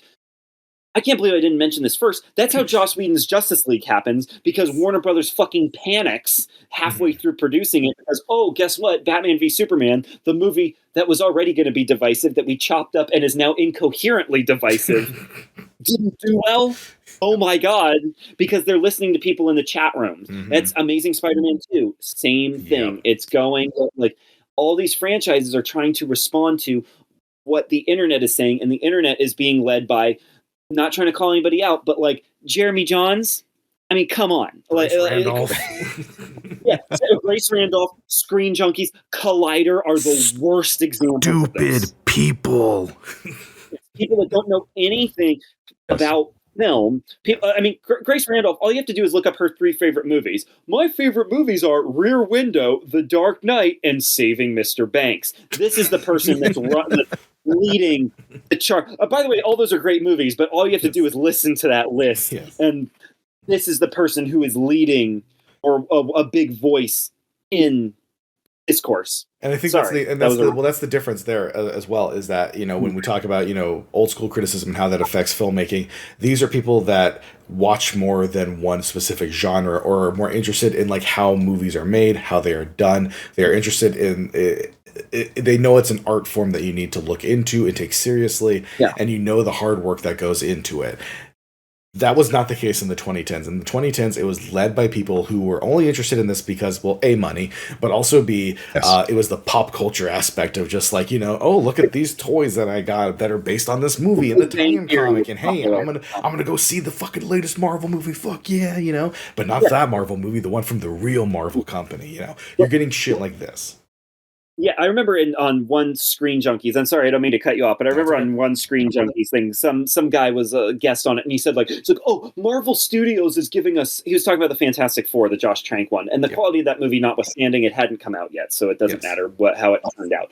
And also, it turned out bad because of people like this anyway, so that's beside the point. But he was saying that Marvel Studios is it's giving us filet mignon steak. He's like, it's given us like the top tier. And then he goes, Fox, all they're doing is giving us, McDonald's burgers or something like that. And meanwhile, Days of Future Past is better than anything Marvel has done post 2014. Yeah. Meanwhile, that's funny because one of the greatest comic book adaptations of all time. Right. Yeah. It's the thing where it's the difference between factory making versus a cook making it. Factory making, you're going to get your McDonald's burgers, which is what Disney wanted at the time. You can't deny this. This is what they wanted to do. They wanted it to run like a factory. This was Bob Iger's idea. He wanted it that way. They wanted man children, which is, man children weren't created because of media, but it didn't help. Right. Like we're seeing the exponential growth of it. Yes, there's this whole sort of Arrested Development thing where, and there's a whole other conversation, but people are living at home longer than ever. There's this whole discourse about like teenagers aren't interested in having sex anymore. Like this whole sort of like where it's this advanced childhood that's going on where people aren't even acting like adults till their mid-30s now. I am so happy you brought that up because I literally just today, and I saved the image, found a report from the Washington Post that says young male virginity is on the rise, where from 2008, most men by 18 had lost their virginity, 8% had not. That skyrocketed by 2018 to 27%. What came out in 2008? Iron Man. What started in 2008? MCU. Look, thanks, Kevin Feige. Nobody's getting laid anymore because of you. No one's fucking anymore because of you, Kev. The thing is okay, look, we're not exempt from this. Like, we love all this stuff, but at the same time, we're not weeping when the Mandalorian Season 3 trailer drops. Right. And that's the thing is, look up any image from San Diego Comic-Con in the last 10 years, which San Diego Comic-Con doesn't even matter. They don't even show anything there anymore. But like Star Wars Celebration, when The Last Jedi trailer comes out and people are ripping their hair out of their heads and weeping and sobbing. And when they show this cameo at the end of this Marvel movie, people are freaking out and crying and throwing up in the, and it's like, these are grown people. It's embarrassing. And I say this as someone who I am looking at shelves upon shelves of comic books and comic book movies just off camera. I have a Plan 9 from Outer Space poster behind me. Look right there. Like I have a Shadow vinyl record. Like I love this stuff, but I'm not weeping and sobbing over it is the problem. Go ahead, Nick. Go ahead. I was just going to say, I'm so glad you guys have brought up this conversation because I on this specific note, on the cultural thing, I think this is vital and key to talk about. So like Andy said, it's a brilliant point of the infantilization of like people in general. And that coincides perfectly, I think, with like people's material conditions, right? We don't have to get into any kind of like politics of it, but it's just undeniable from like a materialist standpoint of things are getting tougher out there, like as we're living through it right now, as things are economically, as things like kind of decline from like the post 2010s and we're recovering and not really recovering, we're actually getting worse from the 2008 collapse and the recession.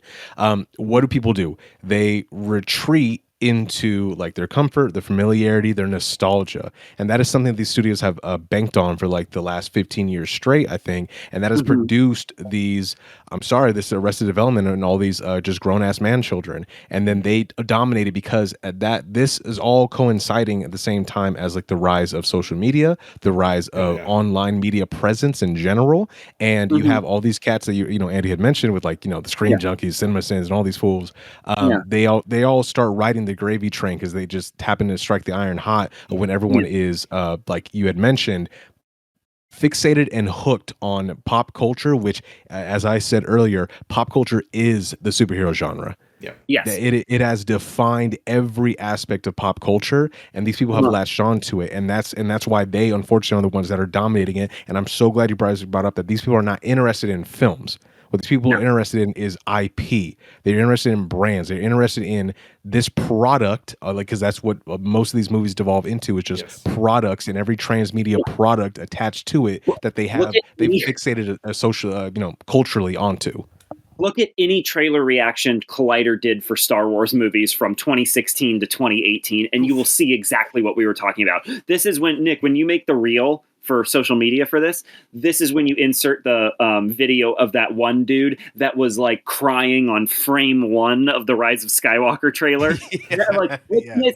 I'm sorry, like it's pathetic. Just embarrassing. Right. It's embarrassing and pathetic, because if these people had been in charge, if this level of thinking had happened during 1989, Michael Keaton would have been kicked off of Batman. Right. That's if these people had their way, that's what would have happened. Well, and it's just embarrassing that this is what's driving the discourse. It's embarrassing that and I love the movie, but it's embarrassing that Joker is like the apex of what these people think that cinema is. And Joker is a fantastic movie, by the way. I'm not dissing it at all. It's the transition where it becomes, I enjoy. Well, that's also the difference between, like, with you and me, Andy, compared to a lot of this other stuff, and plenty of other people in the world, of course. Not everyone's a fucking maniac, but it's that thing where it's the difference between, I really enjoy this IP stuff, I enjoy these franchises, versus my life is incomplete if I don't have these things. If I don't have these things, identity. I have nothing. This is my identity. It's the cult of the IP versus a fan of the IP. You know what? If I had a little bit of that for a couple of years. I wasn't nearly as I wasn't weeping at Star Wars trailers. I wasn't sobbing, but it's like I have the MCU up to Spider-Man Far From Home. I'm looking at it right here. I didn't even enjoy Ant-Man and the Wasp, Captain Marvel, Spider-Man Far From Home. I didn't even care about Avengers Endgame that much after it came out, but yet it was like, okay, I want to complete the collection. And collector mentality doesn't necessarily mean infantilization. Like, there's plenty of collectors out there that are adults, but I'm just saying I can sympathize with it, because I'm looking at why in the world do I have Wonder Woman 84 on physical media? Great movie. That's why. Why? Why do I have? I'm just saying. Why do I have that when I could care less about it? But it was at it's like, I got to complete the collection. I got to do. So I can only imagine people that are less well adjusted than me, who are just hooking up the IV drip of pop culture. Because again, it's one of those things where this came up during COVID and stuff, but people don't have to go outside anymore, because they can just be on Zoom with each other. They can just hook into Screen Junkies, and those are their friends now. That becomes part of the thing too, where it's like, and I like that you bring up the Michael Keaton thing, where okay, the people that were like that, the cult of the IP, that's what I like to call them. As they are now, or at least as they were in the 2010s, they were the ones that were in control of how these movies were made, which is disgusting and pitiful. They were not. They did not have that control in the 80s and 90s, and if they did, things would have been worse, because then you don't have the creative having the power and be like, no, I want to make this kind of story. You have the studio looking at them like, well, looking at these charts, the people want to see Victor Von Doom, not Victor Doomish. What the fuck are you doing?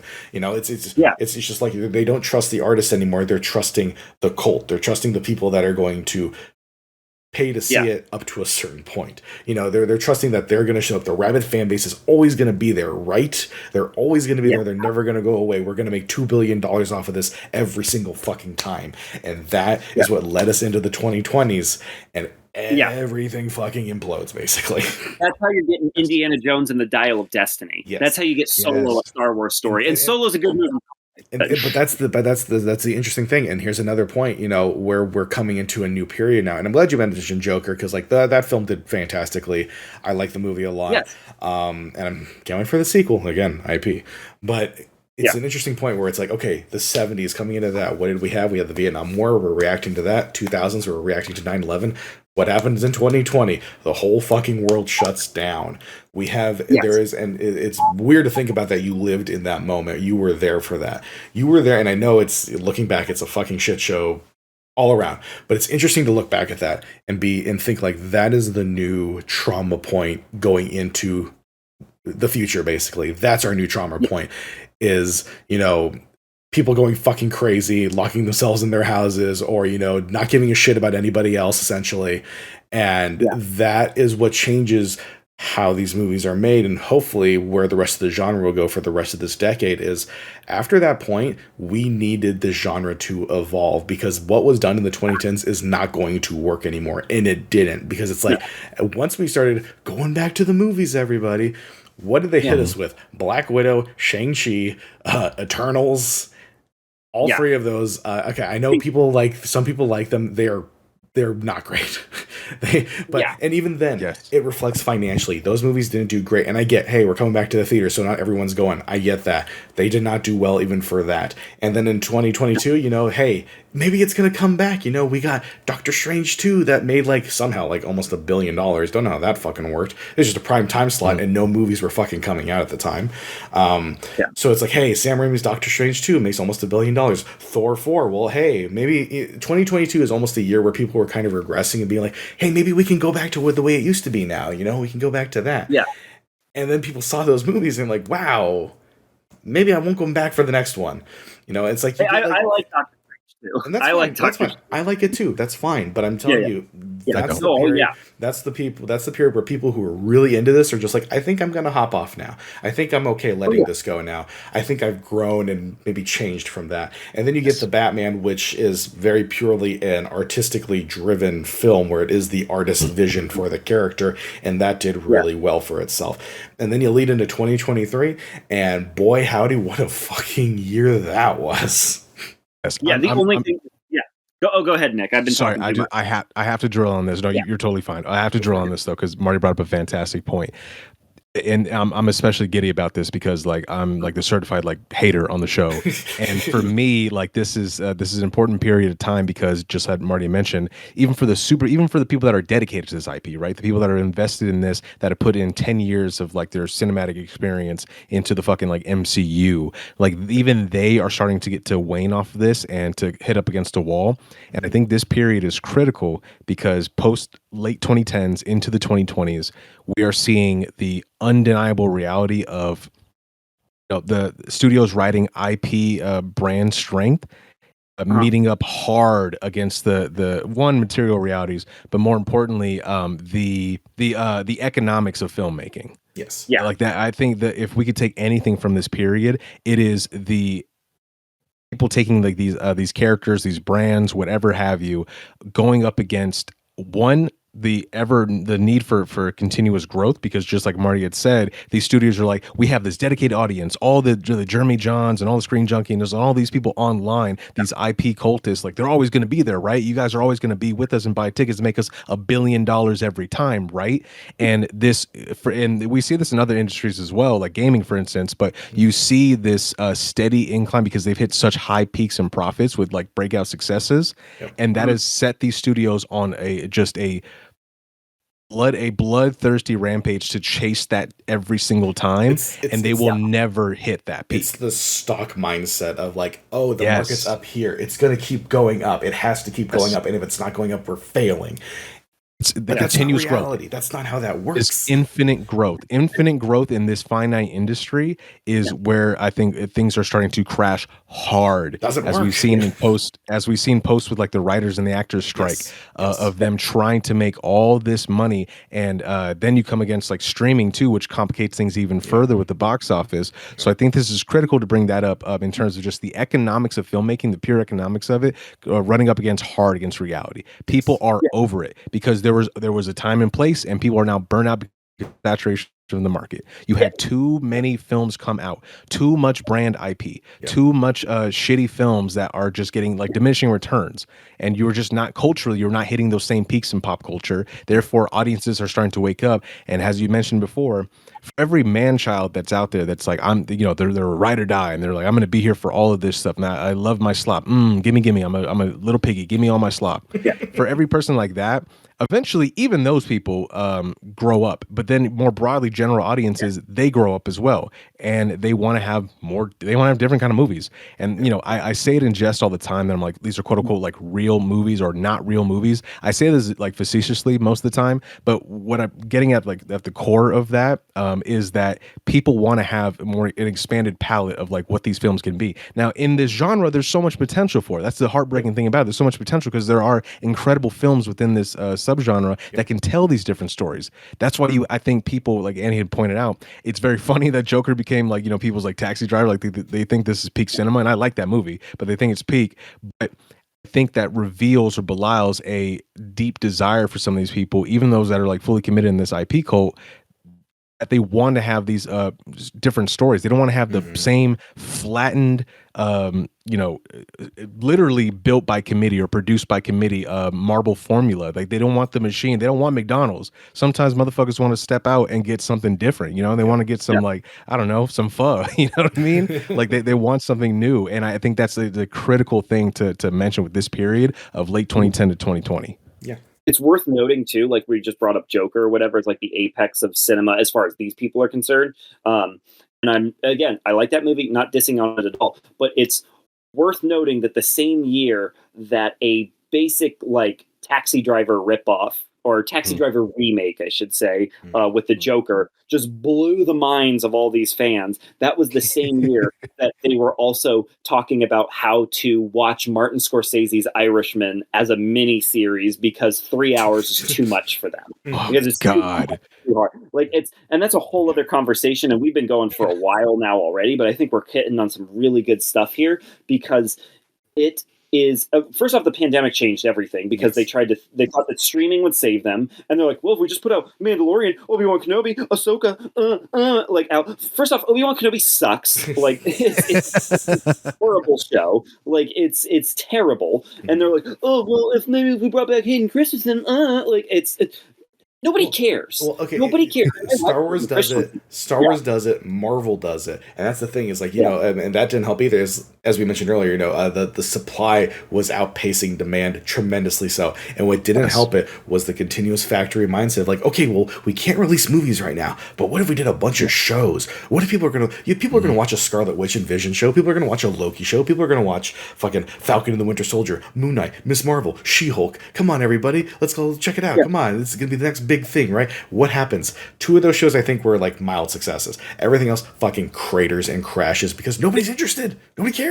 Here's a good analogy, and I am not equating these in terms of quality whatsoever. Right. But Robert Downey Jr.'s Iron Man, the Hayden Christensen's Darth Vader, or Ewan McGregor's Obi-Wan Kenobi, Jack Sparrow, any of these heroes from this time, like these well-known heroes, they are to the youth that are coming into the genre and learning about it today what Indiana Jones was to me when I was starting to learn about it in like 2002, 2003, where it was like my parents and grandparents showed me these movies and were like, my parents were talking about these movies and saying this was so great when it came out. Mm-hmm. Like, you have to see this was great, and you watch Raiders of the Lost Ark, you're like, that was great. But now the kid, because this is a kid driven genre, like make no mistake, like superheroes are perpetuated because kids get interested in them, and then as adults we want to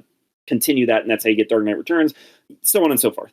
But the kids that are going to be pushing this genre forward now have their parents telling them about the first Iron Man and being like, this was so great when it came out, because that's 17 years old at this point, or maybe even older, and I'm not going to do the math in my head right now, but like maybe even older at this point. But like the difference is when my parents showed me Raiders of the Lost Ark, I got to watch Temple of Doom and Last Crusade next. When these kids get to watch Iron Man, the next thing, like they're eventually going to hit Doctor Strange, Ant-Man and the Wasp, Thor Ragnarok. Like what? Like the quality is not there. Those are the definition of like had to be there movies. Yes, and well, I think to be excited. There's nothing else.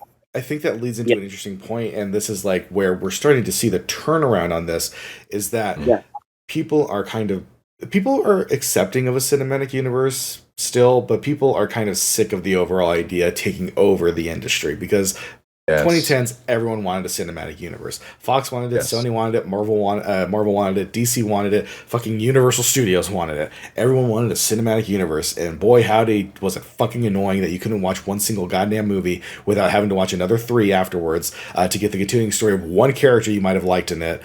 And it's so interesting you bring that up, because that's the difference between when someone complains about there being too many like Matrix movies or whatever, I'm like, eat a dick, because in the same tweet they're talking about we'll see, you know, it's fine that we're on our 40th Marvel film, because like who wants to see a 4th Matrix movie? Like, who gives a man, I would rather take that over the 41st Marvel film, because at least we're getting it's one franchise that I can just watch continuously and get the whole story in, and it's only a couple movies. And then that's it. And even then, that's the case with like something like James Bond, for instance. Like that's a 25 film long franchise, and it'll still probably continue on in the future. But you know what's great about it? You know how long it took him to get to that point? Like 70 fucking years. It did not take them 10 years to get to 40 fucking movies or whatever, 40 productions. And they didn't immediately start planning M and Q and Dr. No spin-offs. Yes. And they're all about James Bond. It's not like half of them are about Q and M and fucking all that other shit, you know? And exactly. When the Good, the Bad, and the Ugly came out, there's not like, and then the Tuco show is going to start next year. Right.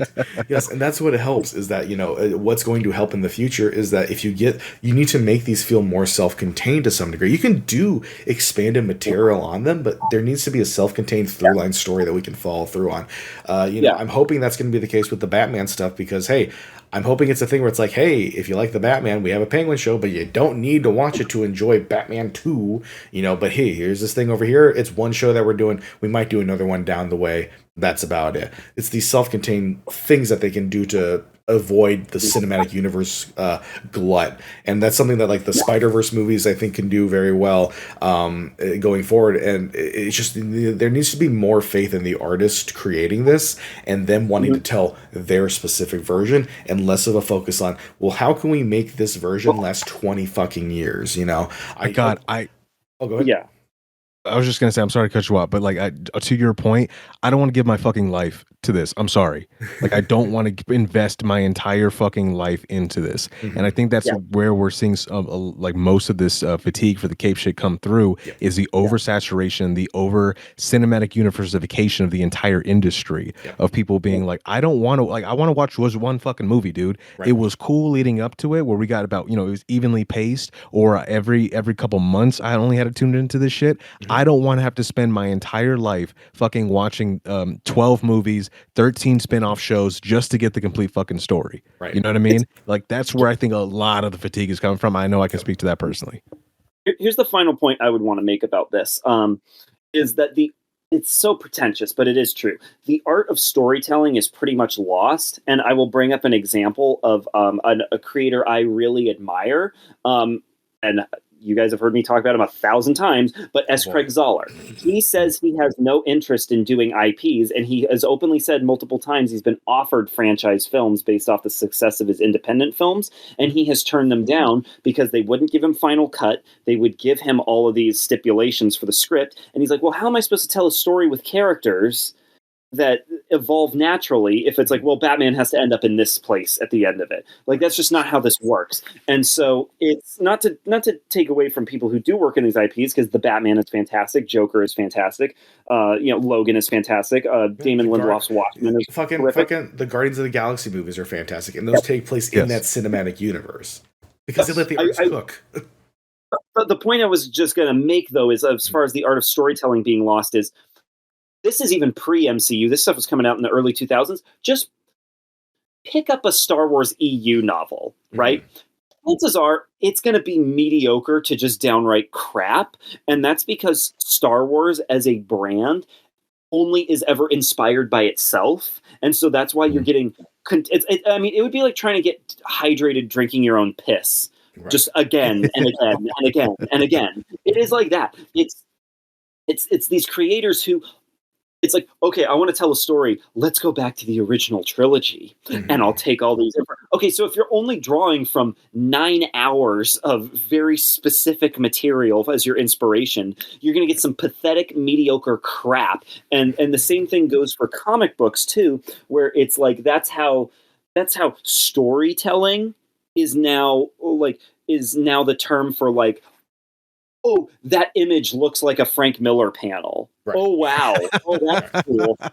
I'm so excited that Batman did the same across the lightning pose that he did in Right. in the Dark Knight Returns. It's you're continually eating up this slop and then shitting it back out and then eating it again and then shitting it back out, and it's just these diminishing returns where now you have again, with Star Wars is the perfect example because it's the worst offender of this.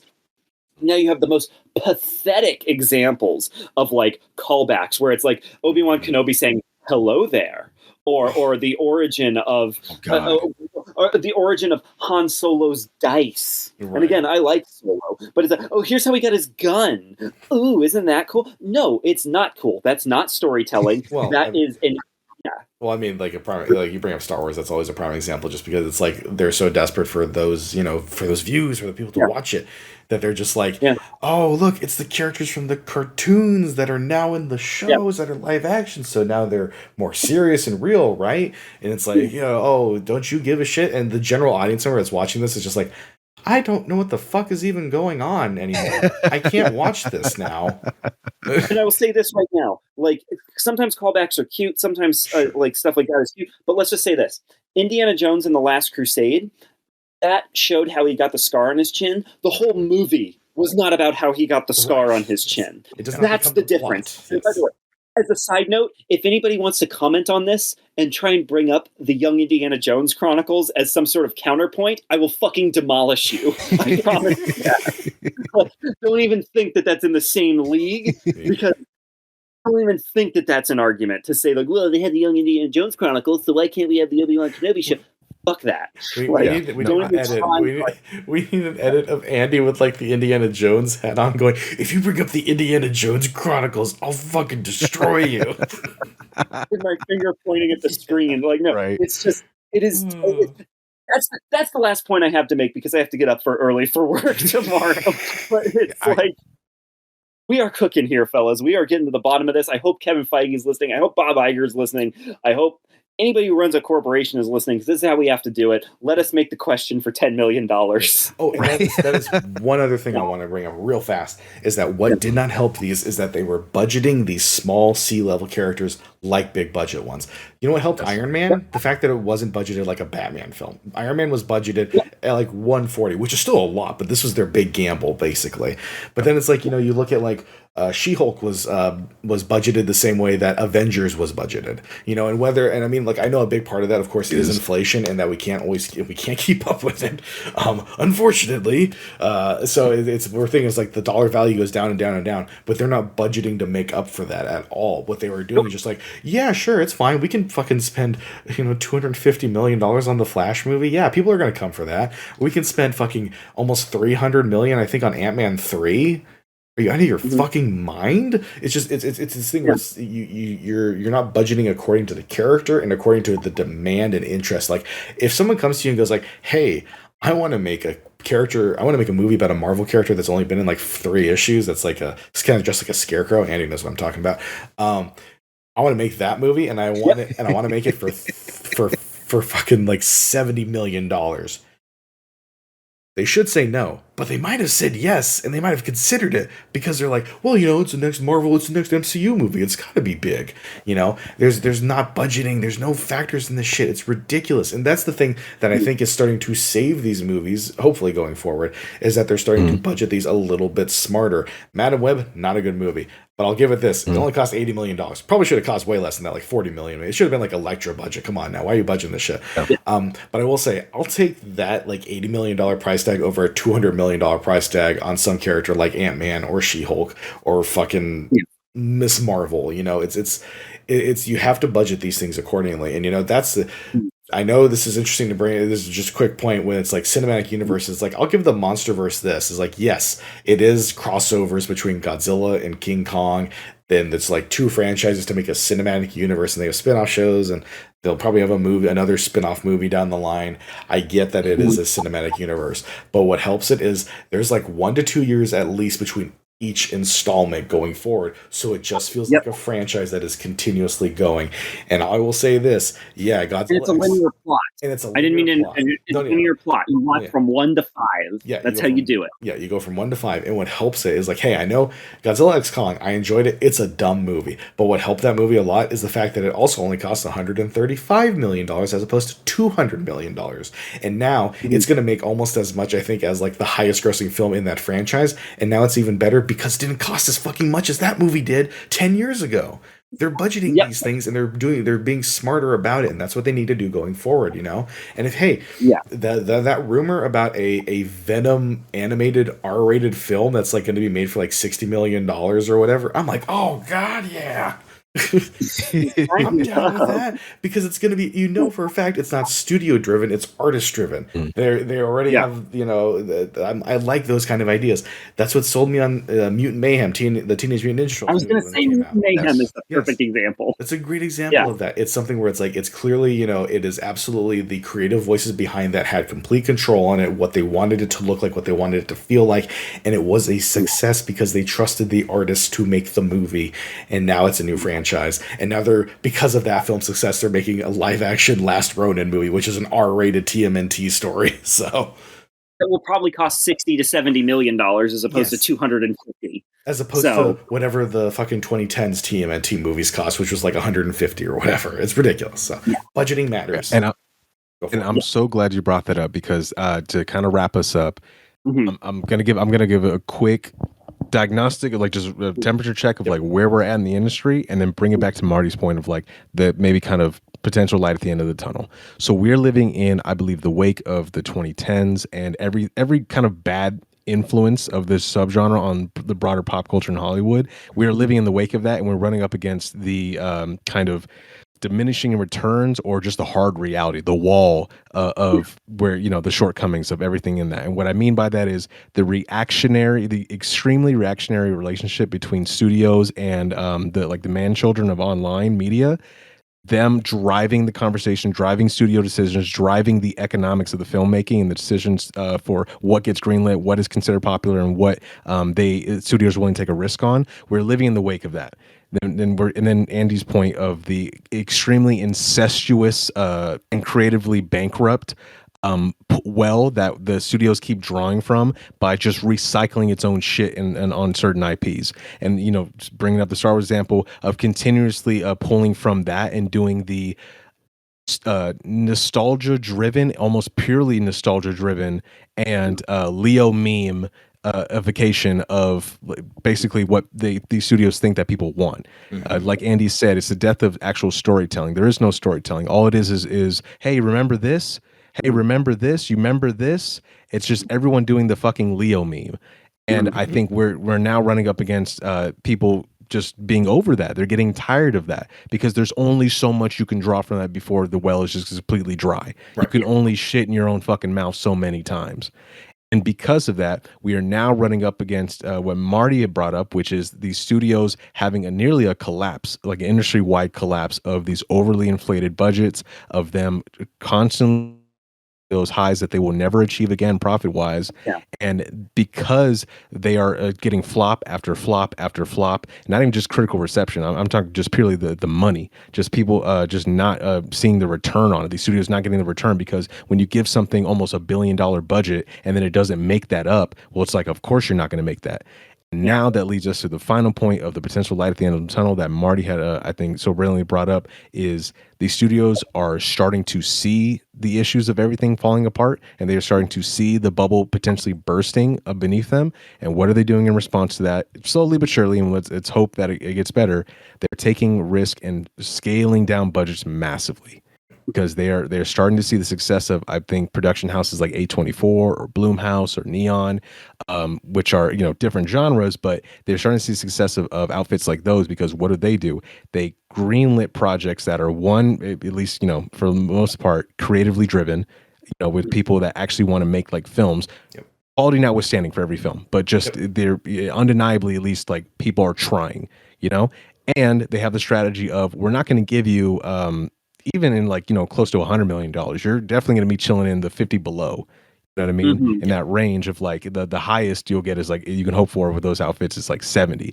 So what I'm hoping is that studios start to see that and they see the success model of like those production companies and they try to emulate that because not because they actually care about the creativity of it as like the film side of things, but I'm hoping just purely on the economics and them wanting to get an ROI on it.